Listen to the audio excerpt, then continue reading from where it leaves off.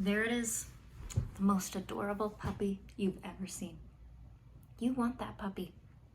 The possible consequences for adopting that dog are simply brushed to the side, forgotten. And while the idea of your husband leaving you for bringing another animal home may not deter you from adopting that adorable little fluff ball, I'd like you to ask yourself this. By adopting this dog, am I supporting unethical breeding? Working at a clinic where I'm taking care of at least one litter of puppies a day, treating yet another bulldog for skin allergies, or monitoring a French bulldog C-section because there's a higher chance of complications in natural birth for them, I witness the repercussions of unethical breeding every shift. It's something not many people think about, but it is animal abuse. And many people unknowingly contribute to this issue by adopting from unethical sources and breeders. With puppy stores around every corner and a surplus of online adoption options and humans' never-ending need for companionship and unconditional love, it's increasingly important that we know about unethical breeding practices.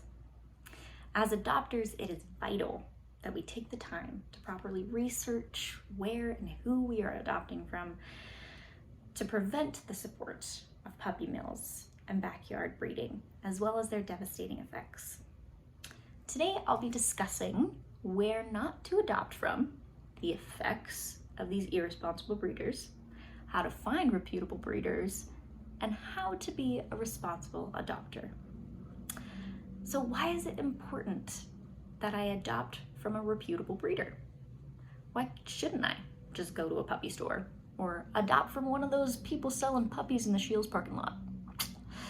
While that may be the easier option, you have no idea, no way of knowing where those puppies came from, what conditions they were raised in, if they're healthy, or if they're even the actual breed that they're advertised as. And unfortunately, more often than not, these puppies are a result of backyard breeding or puppy mills. But what is backyard breeding? What are puppy mills? Why shouldn't I adopt from them? The ASPCA describes them the best, stating, "It is the irresponsible breeding of animals in inadequate conditions with insufficient care, often by people with little experience or knowledge." Puppy mills are similar to this, but on a far larger scale, with even worse conditions and more devastating outcomes. When you adopt from these circumstances, there is a concerningly high probability that your puppy will suffer from health issues and/or genetic deformities. This is due to the unsanitary conditions they were raised in, the complete lack of veterinary intervention, overbreeding, and even inbreeding. As these breeders and facilities are simply in it for the money, they only breed what they know will sell.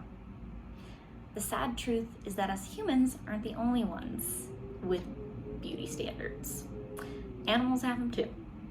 And like ours, some of their beauty standards can be quite harmful. Right here, this is what I'm talking about. Bulldogs, for instance. Loved for their abounding rolls and their smushed in faces and their stout beefy bodies.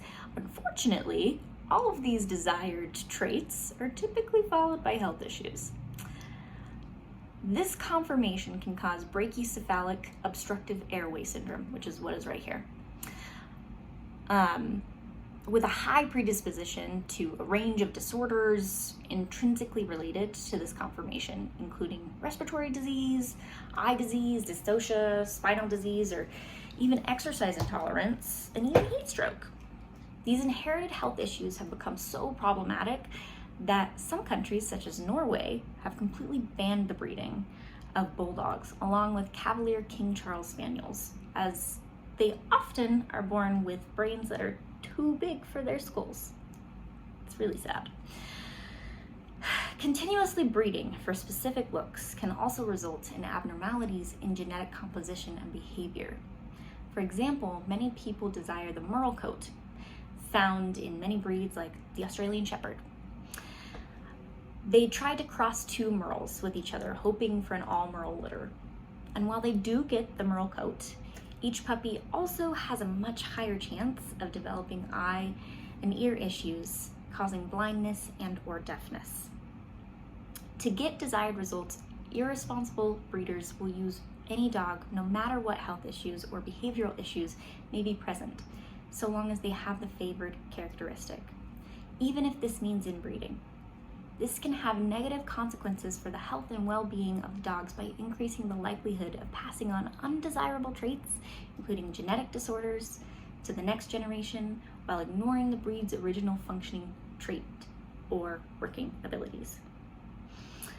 So now that we know about the bad breeders, let's learn about the responsible ones and how you can be a responsible adopter. A reputable breeder puts in the work to ensure the health and wellness of each litter. They'll typically also make sure you've done the work as well in terms of your knowledge of the breed and your ability to provide appropriate care. Unlike puppy mills or backyard breeders, responsible breeders strive to produce the healthiest and happiest litters possible, not just the prettiest. Before even starting the breeding process, thorough genetic testing and veterinary assessments are carried out, where only the healthiest and behaviorally sound dogs are bred. Throughout the dog's gestational period and after, they receive regular veterinary care, as well as the litter once delivered. This is to ensure that the mother's doing great and all the puppies are growing and developing well. Responsible breeders will also be completely transparent with you. With each litter being a result of meticulous planning and genetic testing, responsible breeders care deeply about choosing the right home for each puppy. Anytime you're inquiring about a puppy, ask plenty of questions. A good breeder will respond well to this and likely have a few questions for you as well. Ask to see the parents. Ask to see where the puppies were raised. Ask to see the puppy's medical records and health assessments. A reputable breeder will have these and will be more than happy to share them with you. I know it sounds like a lot of work, but this is the humane option.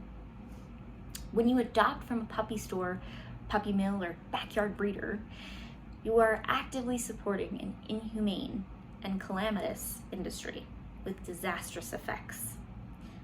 Instead, put your support into a trustworthy breeder. We must take responsibility for our contributions to this industry and change our ways through knowledge and support of responsible breeding.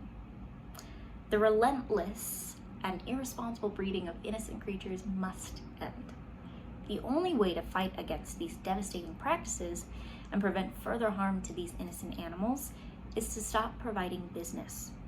So take the time, do your research, and there may just be a brighter future for our loving and loyal companions.